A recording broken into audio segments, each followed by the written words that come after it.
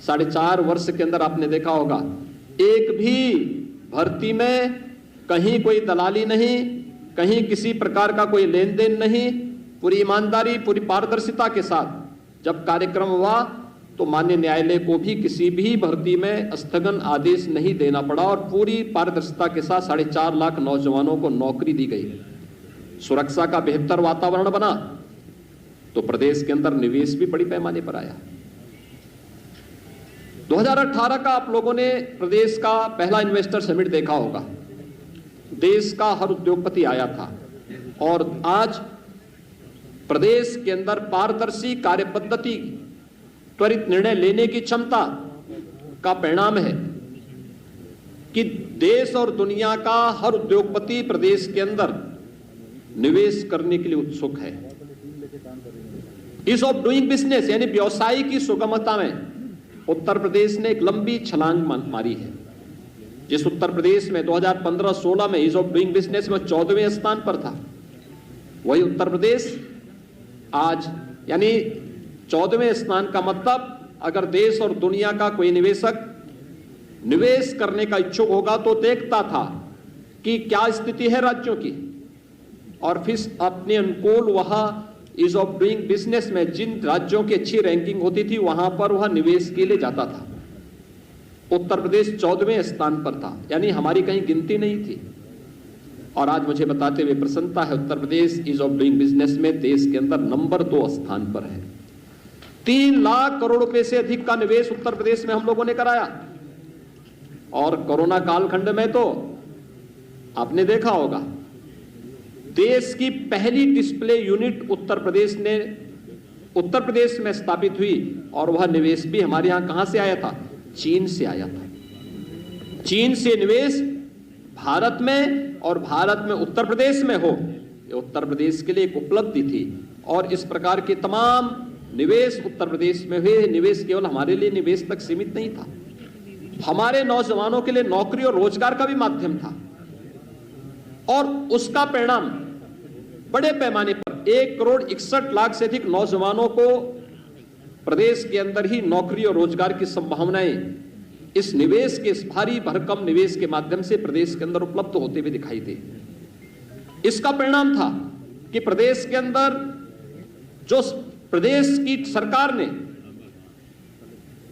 आदरणीय प्रधानमंत्री जी के मार्गदर्शन में जब 2017 में हम लोगों ने अपना लोक कल्याण संकल्प पत्र जारी किया था, तब हमने परंपरागत उद्यम को बढ़ावा देने के लिए भी घोषणा की थी और राज्य सरकार ने उसे एक इवेंट बनाया था 1 डिस्ट्रिक्ट 1 प्रोडक्ट के रूप में। आज आप देख रहे होंगे सूक्ष्म लघु मध्यम उद्यम जो उत्तर प्रदेश के अंदर एक समय में मृत प्राय सा हो गया था, आज वह उत्तर प्रदेश के अंदर 1,21,000 करोड़ रुपए का प्रतिवर्ष एक्सपोर्ट कर रहा है और उत्तर प्रदेश एक्सपोर्ट के एक नए हब के रूप में देश के सामने विकसित हुआ है। उत्तर प्रदेश में परंपरागत कारीगर और हस्तशिल्पियों को प्रोत्साहित करने के लिए विश्वकर्मा श्रम सम्मान के माध्यम से भी स्वतः रोजगार की ढेर सारी संभावनाएं बढ़ी।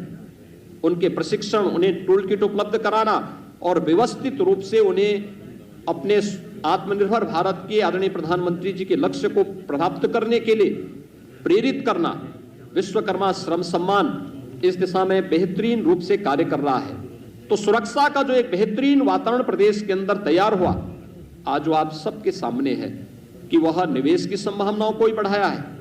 वह प्रदेश के अंदर चाहे वह बहन और बेटियों की सुरक्षा से जुड़ा हुआ मामला रहा हो, प्रदेश के उद्यमियों के सामने, प्रदेश के व्यापारियों के सामने, प्रदेश की आम नागरिकों के सामने सुरक्षा का एक बेहतर वातावरण प्रदेश सरकार ने जहां स्थापित किया, वहीं सुशासन के लक्ष्यों को प्राप्त करने में भी प्रदेश सरकार ने इस दौरान सफलता प्राप्ति की।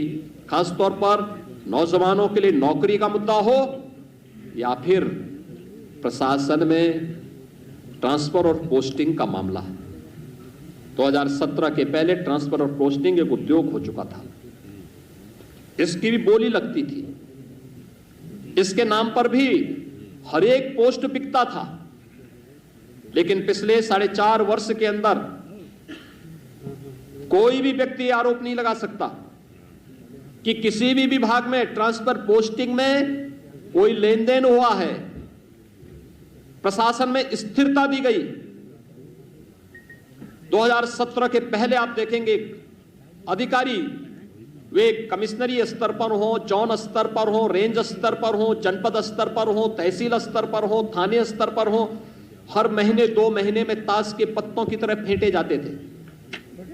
लेकिन 4.5 वर्ष के अंदर आपने देखा होगा प्रशासनिक स्थिरता हर एक स्तर पर, उस स्थिरता ने एक स्थायित्व दिया और उस स्थायित्व ने लोगों में कार्य करने की एक गति दी, लोगों का विकास के प्रति रुझान बढ़ाया, टीम वर्क से कार्य का परिणाम सामने आया।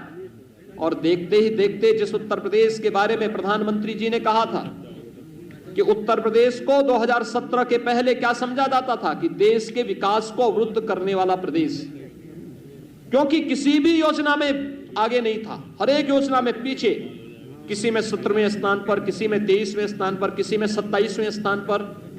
और आज मुझे बताते हुए प्रसन्नता है कि देश के अंदर भारत सरकार के द्वारा संचालित 44 योजनाओं में उत्तर प्रदेश नंबर 1 पर चल रहा है। प्रधानमंत्री आवास योजना 42 लाख गरीबों को एक आवास बिना भेदभाव के उपलब्ध कराया गया। 2 करोड़ 61 लाख गरीबों को एक शौचालय उपलब्ध कराए गए। 1 करोड़ 38 लाख गरीबों को विद्युत के निःशुल्क कनेक्शन उपलब्ध कराए गए। 1 करोड़ 56 लाख से अधिक गरीबों को उज्ज्वला योजना में रसोई गैस के निःशुल्क कनेक्शन उपलब्ध हुए। 6 करोड़ से अधिक लोगों को आयुष्मान भारत के अंतर्गत 5 लाख रुपए की सुरक्षा बीमा का कवर दिया गया। 3 करोड़ प्रवासी और निवासी श्रमिकों को 2 लाख रुपए की सामाजिक सुरक्षा की गारंटी दी गई। 2 करोड़ 53 लाख किसानों को प्रधानमंत्री किसान सम्मान निधि से जोड़ा गया। 15 करोड़ प्रदेश के नागरिकों को कोरोना के पहले और दूसरे वेव में, पहले वेव में 8 महीने अप्रैल 2020 से लेकर के नवंबर 2020 तक और दूसरे चरण में, दूसरे वेव में मई 2021 से और ये निरंतर नवंबर 2021 तक मिलेगा। 15 करोड़ लोगों को निःशुल्क राशन की सुविधा का लाभ प्रदेश की सरकार, भारत सरकार के सहयोग से उपलब्ध करवाने का कार्य की है या कर रही है। यह तब संभव हो पाया जब हमने तकनीक को अपनाया, प्रशासनिक स्थिरता दी, ट्रांसफर पोस्टिंग में किसी भी प्रकार के लेन देन को दूर करते हुए पूरी ईमानदारी के साथ, पूरी प्रतिबद्धता के साथ इस कार्यक्रम को आगे बढ़ाने का कार्य किया। आज उसका परिणाम है कि हर एक क्षेत्र में उत्तर प्रदेश आगे बढ़ता हुआ दिखाई दे रहा है। तकनीक की स्थिति प्रदेश के अंदर 2005-6 में भी आपने देखा होगा खाद्यान्न घोटाला हुआ था, उसकी सीबीआई जांच अभी भी प्रचलित है। लगातार हम लोग जब 2017 में आए थे, मुझे याद है दिसंबर 2016 में और जनवरी 2017 में आने के पहले, भारतीय जनता पार्टी नेतृत्व की प्रदेश की सरकार के आने के पहले प्रदेश के अंदर भूख से मौतें हो रही थी। मुझे दिसंबर 2016 में और जनवरी 2017 में ऐसे कुछ क्षेत्रों में जाने का अवसर उस समय प्राप्त हुआ था, क्योंकि वहां पर भूख से मौतें हो रही थी। और जब मैंने उन क्षेत्रों का भ्रमण किया था तो मुझे ये देखकर आश्चर्य हो रहा था कि उन गरीबों के पास राशन कार्ड नहीं थे। 2017 में जब हमारी सरकार मार्च में आई थी तो मैंने सबसे पहले जांच का आदेश दिया कि भाई सभी राशन कार्डों का सत्यापन हो जाए। 40 लाख ऐसे गरीब मिले थे जिन लोगों के पास अपने राशन कार्ड नहीं थे, लेकिन राशन कार्ड बनाए गए थे। उस राशन कार्ड पर कोई दूसरा ही व्यक्ति राशन लेता था। हमारी सरकार ने आकर के सबसे पहले उन गरीबों को राशन कार्ड दिए, फेक राशन कार्ड समाप्त किए और फिर 80,000 राशन कोटे की दुकान को ई-पॉस मशीन के साथ जोड़ा गया। आज हर गरीब अपना राशन न केवल अपने गांव में बल्कि देश के किसी भी कोने में होगा, उत्तर प्रदेश का हर नागरिक वहां पर राशन लेने की सुविधा प्राप्त कर सकता है। यह सुविधा उत्तर प्रदेश के अंदर दी, लेकिन टेक्नोलॉजी का उपयोग करने से हमें एक लाभ और हुआ। गरीब को तो राशन मिल रहा है, लेकिन टेक्नोलॉजी का लाभ यह भी हुआ कि 1200 करोड़ रुपए की हर वर्ष बचत उत्तर प्रदेश सरकार को हो रही है। इसी प्रकार से खरीदारी का एक किसानों के लिए जो योजनाएं की गई, किसानों का कर्ज माफी से हमने किसान कल्याण के कार्यक्रम को आगे बढ़ाया था। प्रधानमंत्री फसल बीमा योजना को, प्रधानमंत्री कृषि सिंचाई योजना को, लंबित उन सभी योजनाओं को, चाहे वह बाण सागर की परियोजना रही हो या कोई भी अन्य परियोजना, एक एक करके उन योजनाओं को, लगभग 1 दर्जन सिंचाई की परियोजनाएं तो केवल बुंदेलखंड में हमने पूरी की। हम इस वर्ष के अंत तक सरयू नहर राष्ट्रीय परियोजना को, अर्जुन सहायक परियोजना को, मध्य गंगा नहर परियोजना को पूरा करने जा रहे हैं। उत्तर प्रदेश जैसे राज्य में जो जल संसाधन पर्याप्त मात्रा में था, वर्षों से लंबित इन योजनाओं के कारण किसान उसका भरपूर लाभ नहीं ले पाता था, लेकिन आज उसका लाभ मिल रहा है। प्रोक्यूरमेंट हम लोगों ने प्रारंभ किया। याद करिए 2007 से लेकर 2017 के बीच प्रदेश के अंदर गन्ना मूल्य का 95,000 करोड़ रुपए का गन्ना मूल्य का भुगतान होता है, और 2017 से अब तक 4.5 वर्ष के अंदर 1,43,000 करोड़ रुपए का गन्ना मूल्य का भुगतान हुआ। 2007 से लेकर 2017 के बीच तमाम चीनी मिलें बेची गई, औने पौने दाम में बेची गई, बंद की गई। किसान के पेट पर लात मारने का कार्य पिछली सरकारों ने किया। किसान आत्महत्या करने के लिए मजबूर हुआ था।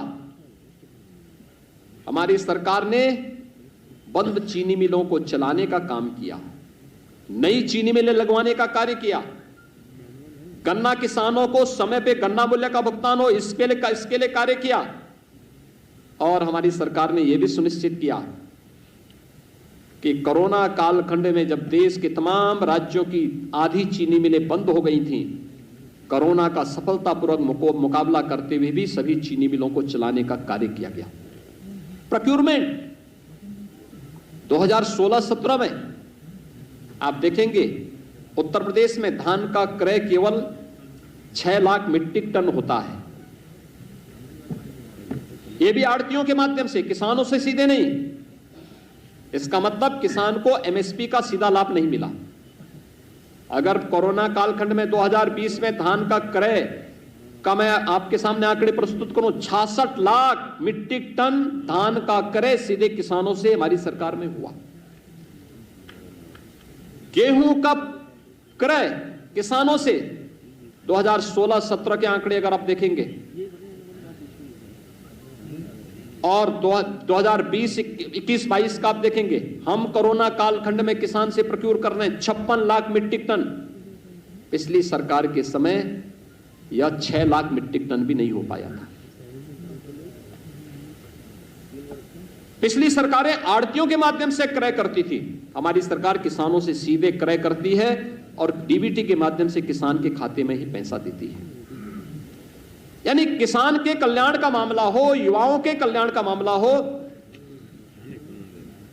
प्रदेश के प्रत्येक तबके के हितों के लिए कार्य किए जाने का मामला हो, सुशासन के उस लक्ष्य को प्राप्त करने के लिए सरकार ने वे हर संभव कदम उठाए हैं जो प्रदेश की आवश्यकता बन चुकी थी और प्रदेश को आगे बढ़ाने के लिए अत्यंत महत्वपूर्ण थी। उन्हीं सब योजनाओं को आगे बढ़ाने के लिए प्रदेश ने अपने यहां वे तमाम योजनाएं प्रारंभ की जो प्रदेश की पहचान बन सकती थी। आज आप देख रहे होंगे उत्तर प्रदेश पर्यटन और हर प्रकार के पर्यटन को आगे बढ़ाने का भी एक महत्वपूर्ण केंद्र बिंदु बन चुका है। प्रयागराज कुंभ 2019 में हमारी सरकार को आयोजित करने का सौभाग्य प्राप्त हुआ था। कुंभ की हजारों वर्षों की विरासत है, लेकिन कुंभ का आयोजन सुरक्षा, स्वच्छता और सुव्यवस्था का एक नया मानक प्रस्तुत करते हुए अंतर्राष्ट्रीय क्षितिज पे प्रस्तुत हो सके, सबके सामने अद्भुत पहल थी।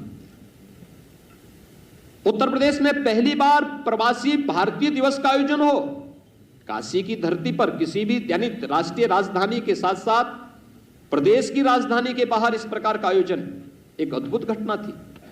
सफलता अब तक का सफलतम आयोजन ये भी सौभाग्य हमें प्राप्त हुआ था। प्रदेश का पहला इन्वेस्टर समिट आयोजित करने का सौभाग्य भी हमें प्राप्त हुआ, जिसने प्रदेश में निवेश की संभावनाओं को आगे बढ़ाया और प्रदेश के बारे में जो धारणाएं थी उनको समाप्त किया। और उत्तर प्रदेश, ये वही उत्तर प्रदेश है जिसने अपनी परंपरागत पहचान को भी देश और दुनिया के सामने प्रस्तुत किया। अयोध्या का दीपोत्सव का आयोजन हो, काशी के दीपावली का आयोजन हो,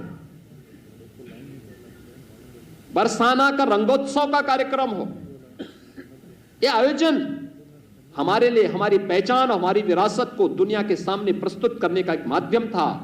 विपक्षी दलों को ये सांप्रदायिकता के दंश को से की दृष्टि देखने के लिए वे अभिषिक्त थे। वे कभी इन आयोजनों को नहीं कर सकते थे। वो हमेशा इस बात के लिए सशंकित रहते थे कि हम अयोध्या में दीपोत्सव का कार्यक्रम करेंगे तो हम पे सांप्रदायिकता का लेबल लगेगा। लेकिन हमारी सरकार के लिए एक आयोजन था प्रदेश के परसेप्शन को दुनिया के सामने प्रस्तुत करने का। और मुझे प्रसन्नता है आज प्रदेश सरकार तेजी के साथ इस समय आगे बढ़ रही है।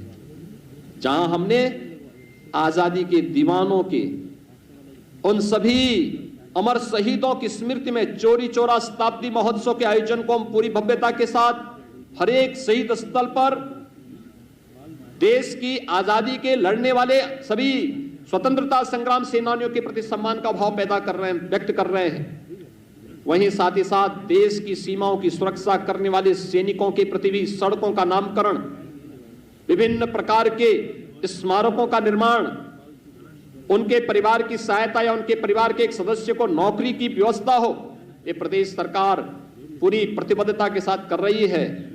और साथ साथ शताब्दियों से, दशकों से लंबित उन आस्था के केंद्रों को भी सम्मान देने का कार्य हो रहा है।